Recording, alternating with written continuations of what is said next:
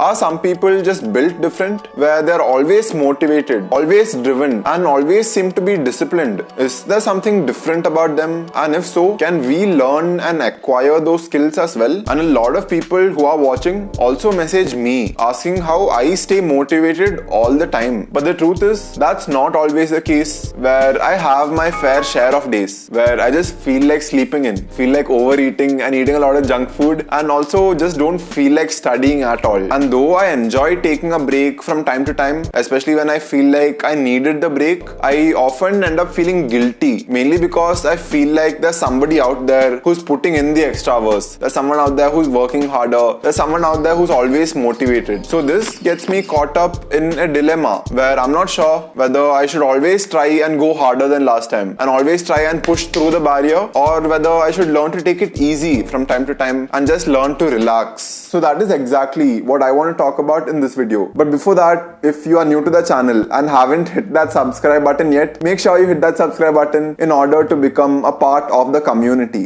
We all know that no one's perfect, but at the same time, I always feel like being more disciplined and working harder is like a knife which can constantly be sharpened. There are times when we need to be harsh with ourselves. We need to be brutally honest with ourselves, because the truth is that we end up living a very comfortable and a very soft life. And for that, I feel like leading a more disciplined life will really help. To become disciplined and to lead a life of discipline, we need to believe that we have the locus of control, that we have to believe that we have complete control over the outcome of an event. Having the locus of control also involves having a mindset where we know that if we work hard enough and if we lead a disciplined life, we will get the outcome that we want. But the problem that most of us face is a lack of motivation, where we don't feel motivated to do anything. But then, should we rely on motivation and wait for it to come? In my case, after I watch like a motivational video, I feel super motivated and pumped up based on the story that the person has to offer. But again, that motivation only lasts for about 10 minutes, after which that feeling just dies down and I just go back to living my normal life. So in my case, motivation and motivational videos can act as a great tool which creates a spark, which can act as a catalyst, which can trigger that feeling of motivation which will lead me to act. But the most important thing is to act on the motivation. But I also feel like relying on motivation and thinking that you're going to act only when motivation strikes often can lead to procrastination, which also got me thinking whether there's a person who is motivated all the time. I would say no.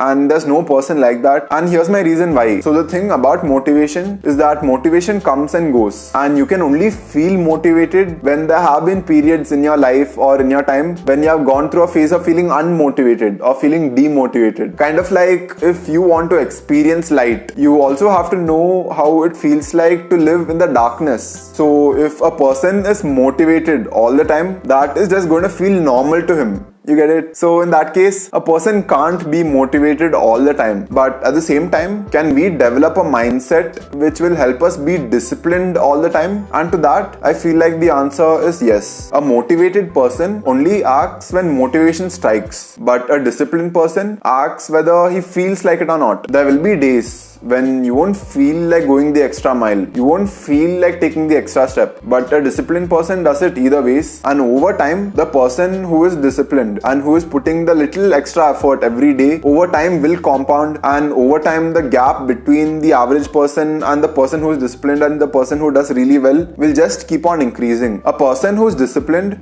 can usually carry over that mindset from one task to the other, where how you do one thing is how you do everything. So in that sense, when a person is disciplined or when he's in motion, he tends to be in motion, and the person in rest tends to be in rest. In my case, when I'm not in motion and I'm not doing anything productive, I often feel like I'm slacking off or falling behind, where I sometimes feel a sense of inadequacy, where I feel like I'm not doing enough. And that's why from time to time, I sometimes get caught up in the loop of overthinking and often have self-doubt because of this feeling of inadequacy. And self-doubt is something that can stop a person who is in motion, where I just stop and I'm like, wait, am I doing the right thing? Is there a point to all this? Whether that be it studies or whether that be it working out or sometimes even YouTube. These are often the things that usually creep up in my mind when I'm in self-doubt. The first one being, am I studying enough? Which is a common question or a common doubt among all CA students, I feel. But that is like a genuine feeling where I feel like I'm not studying enough. And I also feel like if I was not doing YouTube, whether I would be able to study more, and whether there is somebody out there who is not doing YouTube and is studying more than I am. So in that case, am I falling behind? But at the same time, my overcompensating mindset kind of kicks in, where I'm like, now since I have a YouTube channel and how to study, I'm like going to put like all the effort and like do extra hard to like overcompensate for that. So yeah, like I just sometimes get caught up in the feeling of self-doubt. All these thoughts are just me overthinking, where I can get caught up in the loop of overthinking. So there are a few things which I need to do in order to get out of the loop. And the number one thing that anyone can do is just to be present, which in other words is to just stop thinking. Meditation is a great way of being present, where you're just focusing on your breaths or focusing on your thoughts just as they come and go. But at the same time, there are different forms of meditation, where journaling is written meditation, working out and exercising is meditation in motion. My preferred way of meditation and being present is working out. Because if you think about it, when you're really working out very hard, you can't afford to think of anything else. Just think, when I'm squatting like 120 kilos and 120 kilos on my back, I can't really think of any other thoughts except to like try and not get crushed by the weights. And also another reason why I really like running is because when I'm running, the only thing that I'm trying to catch is my breath and I'm not thinking of anything else. So getting out of my mind really helps me snap out of the loop of overthinking and gets me back on track to trying to lead a more disciplined life. I would say that I'm naturally a very competitive person, where I want to be the best, or at least I want to try my best, and I'm either going to try climbing the mountain or die trying. And that's kind of like my mindset and my attitude. I use competition as fuel to keep me motivated. In my mind, I'm like, if there's somebody out there who can do something, I can definitely do it too. I look up to many entrepreneurs and many YouTubers who have been in way tougher situations that I am in currently, and at the same time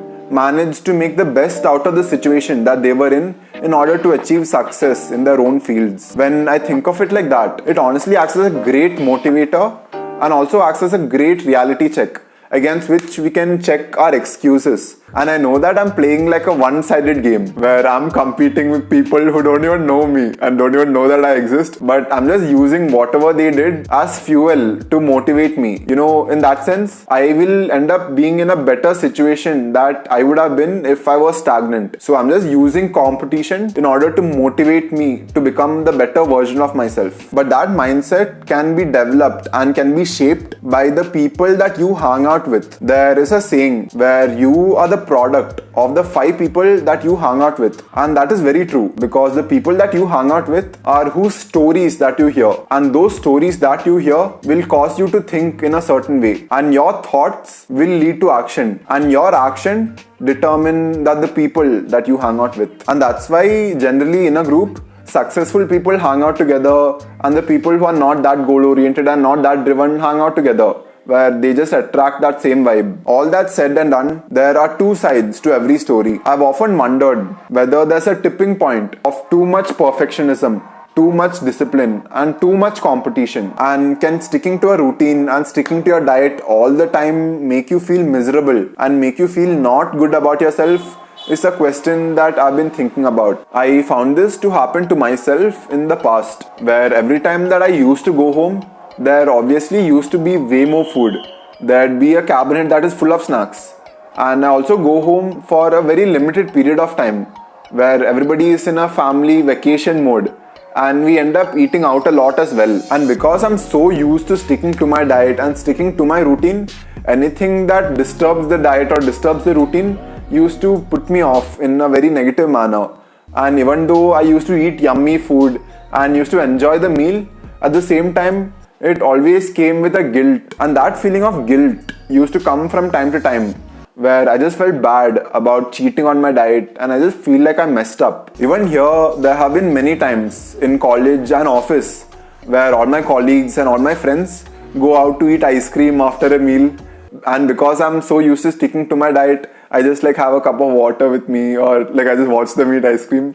So in that sense, it got me thinking whether it's all worth it. Whether when I'm 60 years old, I'll regret looking back on not having enough fun or not letting loose when I had the options and when I had the opportunities to. And it's not like I'm a bodybuilder nor an actor who has to always stick to his diet, but at the same time, the bodybuilder looks the way he is because he always sticks to his diet. So yeah, all these are conflicting thoughts which have popped into my mind from time to time, but as of right now, it's fine. I'm like trying to like take it easy. And the other thing I'm trying to do is like periodically like have cheat meals, and like once every 2 weeks on a Sunday, like I go to a nice restaurant and eat like yummy food and enjoy yummy food as well, because even food tastes good and I don't want to like live a life of regret like 60 years later.